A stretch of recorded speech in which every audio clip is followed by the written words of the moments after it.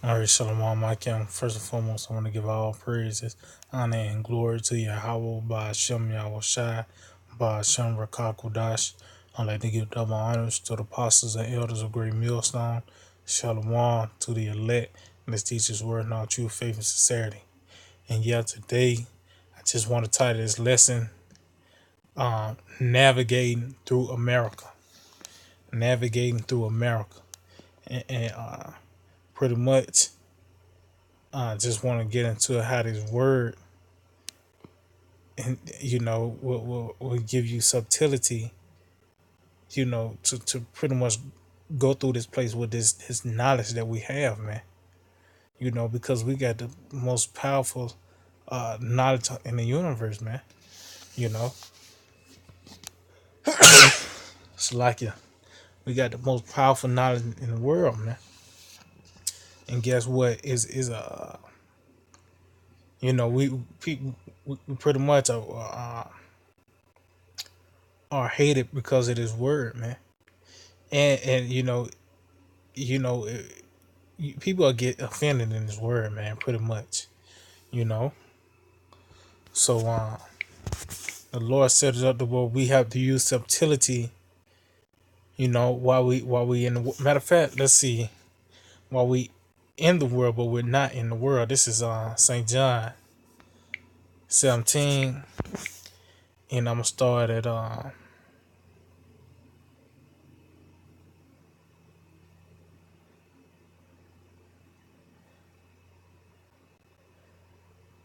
Saint John chapter 17,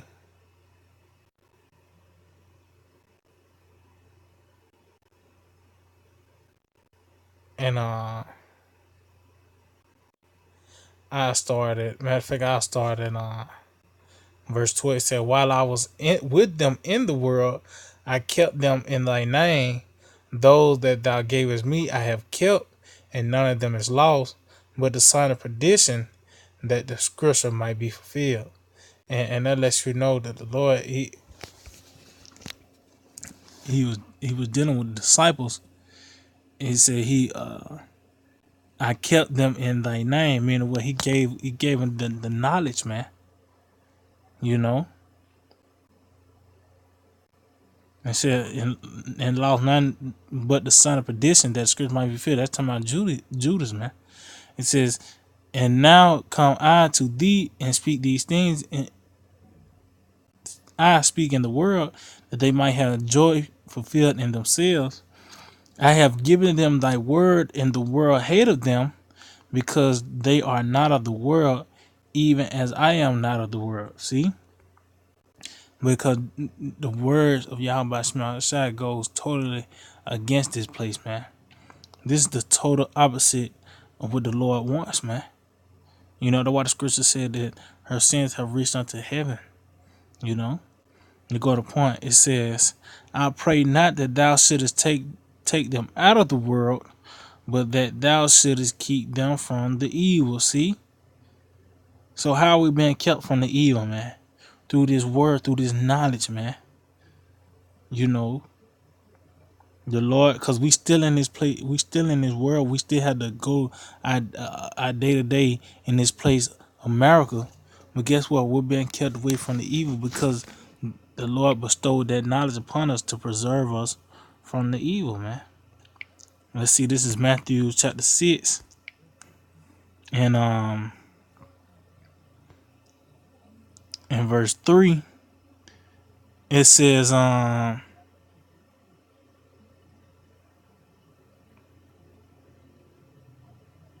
of fact, yeah, I just get straight to the point. Verse 3, it says, but when thou doest alms, let not thy left hand know what thy right hand doeth. See, when you doing alms, meaning what, charity, pretty much when you doing this work, when you preaching this word, because we are prophets, said, let not thy left hand know what thy right hand doeth, meaning what, your left hand is your so-called life while when you in the world, man. Your day-to-day life when you at work, know what your right hand doeth, meaning what, if you can't, you said you can't work on Saturday because you got to go to camp. You ain't gonna tell them that you got to go and you got to go to camp and you got to preach the downfall of America. Just tell them you got to go to church, man. Well, if of these E's that get you get heated, you know your boss or whatever the case may be, and you're not finna pretty much pull out Obadiah, the whole book of Obadiah, and read it to him, man. You're not finna do. You gotta be you wiser than you have to be wise as a serpent and harmless as a dove. Let's get that. This Matthew 10:16. It said, "Behold, I send you forth as sheep in the midst of wolves. Be ye therefore wise as serpents and harmless as doves." Because guess what? They always say you don't know a serpent was there until you getting bitten, man. Meaning what? That a serpent is not trying to be noticed, man. So guess what? You go by your day to day life, your day to day. Because we are living from day to day, man. We wait on this place to go down. You know, you know, before the day over with, man. Because this place is vexing. You know. So you said be wise as serpent and harmless as dove. Meaning what? We're not going to get carnal, man. See, the Lord is He have showed us, gave us this knowledge so we're able to navigate through this place. Matter of fact, this is Psalms 23. Psalms 23:4. It says, "Yeah, though I walk through the valley of the shadow of death, I will fear no evil, for thou art with me, thy rod and thy staff they comfort me." Meaning what? This word, man, that's the rod and the staff, because that was going to keep us stable. That was keeping us stable. It's this word, man. You know, but it said, "I walk through the valley of the shadow of death," meaning what? It's death lurking around everywhere in this place, America, man. Matter of fact, let's see. It's a everywhere you go, it's a it's death. It's death lurking around. So this is this First Samuel. Matter of fact, this First Samuel 20:3. It said, "And David swore moreover and said, Thy father certainly know that I have found grace in thy eyes, and he hath said, Let not Jonathan know this, lest he be grieved. But truly as the Lord liveth, and as thy soul liveth, but there is a step between me and death." See? So how did you know what step to take? Is through this word, man. Because the Lord Yahweh Shema Shai have given you the pretty much an outline of what to do and what not to do, what step to take, and what step not to take spiritually, man, mentally.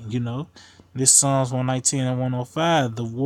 Thy word is a lamp unto my feet and a light unto my path. See, so it's a step between us and death, man.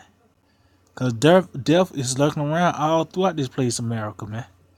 And matter of fact, I think that First Samuel, the 20th chapter. Let me see,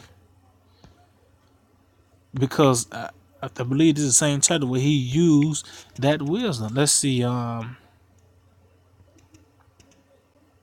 Bear with me, Akim. Is it First Samuel? Bear with me, Akim.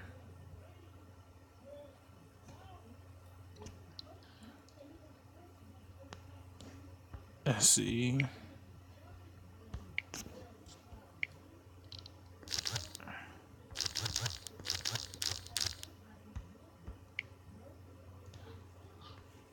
Yeah, this is let's see, bear with me.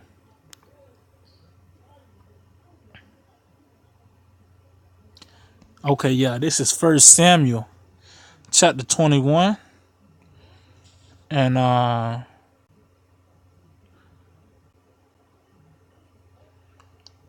I just started on verse 10. "And David arose and fled that day for fear of Saul, and went to Achish, the king of Gath, And the servants of Achish said unto him, Is not this David the king of the land?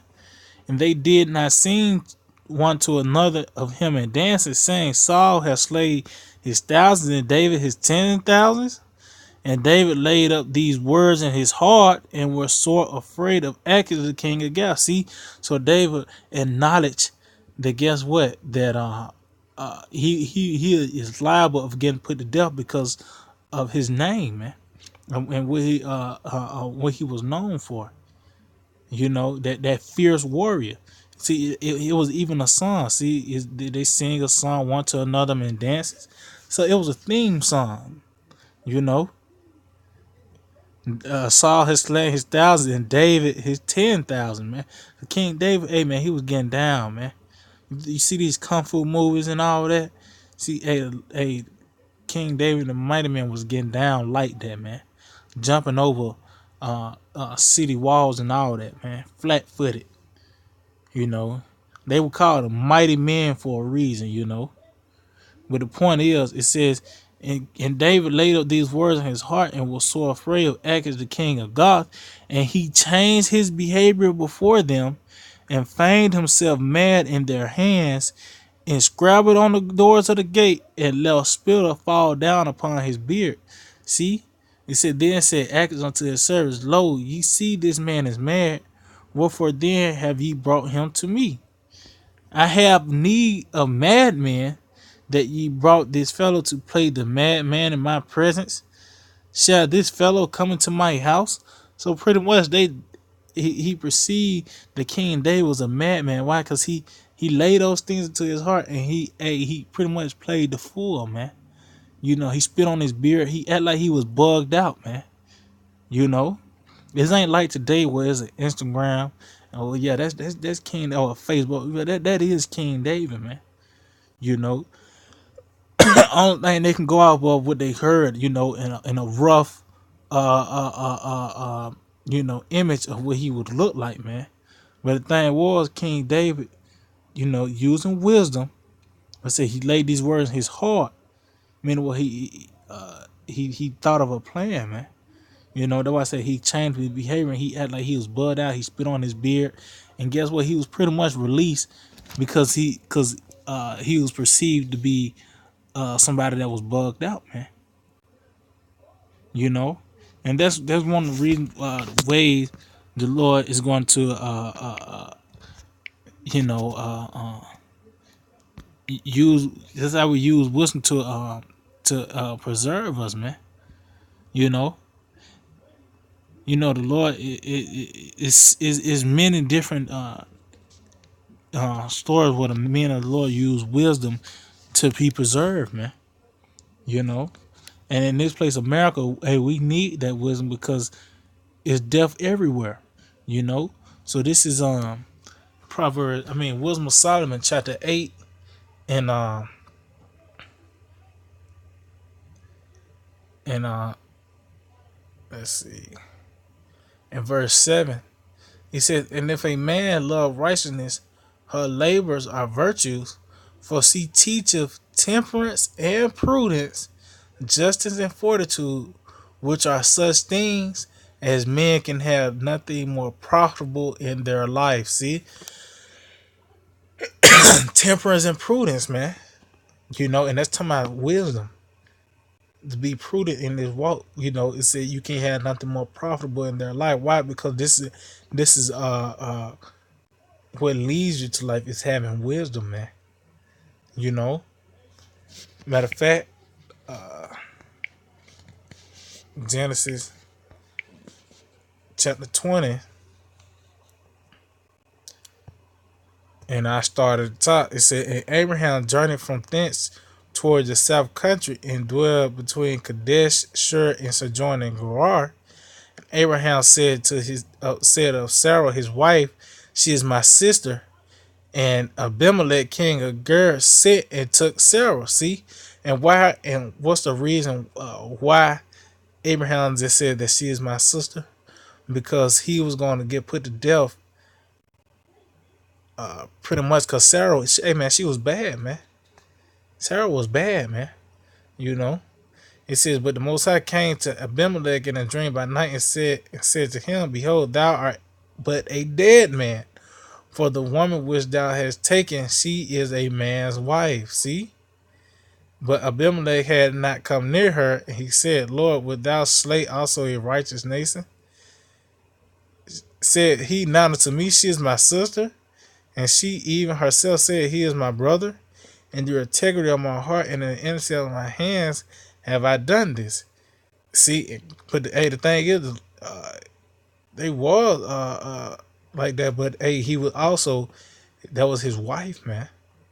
But he only just said that because he was preserving his life, man. You know, and the Most High said unto him in a dream, yeah, I know. See, yeah, I know that thou didst this in the integrity of thy heart, for I also withheld thee from sinning against me. Therefore, I suffered thee not to touch her. See, he said, now therefore restore this man's wife, for he is a prophet, and he shall pray for thee, and thou shalt live. If thou restore her not, know thou that thou shalt surely die, thou and thou and all that are thine. Yeah, you know. So that's how the Lord get down. But the thing was, Abraham used that. Matter of fact, let me see if I can. Matter of fact, I'll just go ahead and jump down to verse 9. Matter of fact, yeah, I continue on verse 8. It said, therefore Abimelech rose early in the morning and called as his servants and told all these things in their ears, and the men were sore afraid. Then Abimelech called Abraham and said unto him, what hast thou done unto us, and what I have offended thee, that thou hast brought on me and on my kingdom a great sin? Thou hast done deeds unto me that ought not to be done. And Abimelech said unto Abraham, what sawest thou that thou hast done this thing? And Abraham said, because I thought surely the fear of the Most High is not in this place, and they will slay me for my wife's sake. See? Because guess what? A matter of fact, it said, and yet indeed she is my sister. She is the daughter of my father, but not the daughter of my mother, and she became my wife. See? And that lets you know men can have more than one woman, but a woman only have one man. It said the daughter of my father, but not the daughter of my mother. You know, so you could have many siblings. You know, but guess they really related unto you through your father, man, because that's seed. But the point is, he lied because they was gonna. He thought that they were gonna kill him, you know, for Sarah, hey, because Sarah was bad, but what he did, he used wisdom to navigate through that, man, you know, to be preserved, and that's what we're going to use in these times when all hell breaks loose here in America. The Lord, you know, put men through certain things to pretty much to get us going. Those were like how you have a math test, or you even doing homework or learning a new part in math. Guess what they have? Examples, man. You got example number one, and use this type of formula. Example number two, it's another type of formula. You get the same results. Example number three. Well, that's how it was with certain men throughout the scriptures, man. So we can be able to go back and read it and be comforted.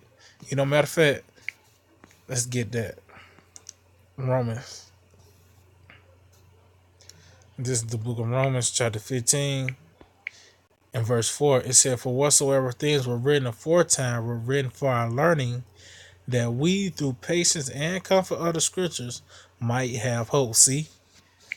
Yeah, because we are gonna be tried and tested, man. But guess what? The Lord gave us a cheat sheet, which is the true understanding of the scriptures, knowing the reason why these men went through certain things, man. Because that was a measuring stick of what we're gonna go through and how to handle those things, man.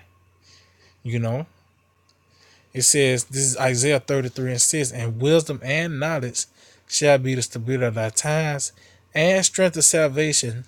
The fear of the Lord is his treasure. See, this is what's going to keep us standing that day to even continue the walk. Because a lot of people is going to fold. A lot of people, you call it spaghetti legs, they're going to crumble when that chip is being mandated. They're going to crumble when all hell breaks loose. See, the Lord, Yahweh Shem Yahshua, bestowed his wisdom upon us that we're going to be able to still stand in that day and continue that walk and to continue to navigate uh, through America, which has a lot of snares and traps and pitfalls within, man. You know? So this is what's going to keep us stable in that day, and it's just going to be our strength. This is what we're going to have, man. This is the only thing we have now, but it's going to be made manifest when all hell breaks loose, and you're going to have to. You ain't going to have no choice but to go off the grid, you know, you know, have the luxury of running water and electricity, man. We're gonna know then, man. You know, but the point is, this word is that light that's having us to navigate through this through America, man. You know, so yeah, I just hope they will edify. I want to give all praise and glory to Yahweh, Ba'ashem Yahushai, Ba'ashem Rakakodash, double honor to the apostles and the elders of Great Millstone, Shalom to the elect. Let's teach the word in our two famous Saturday. DTA, Abad Babal.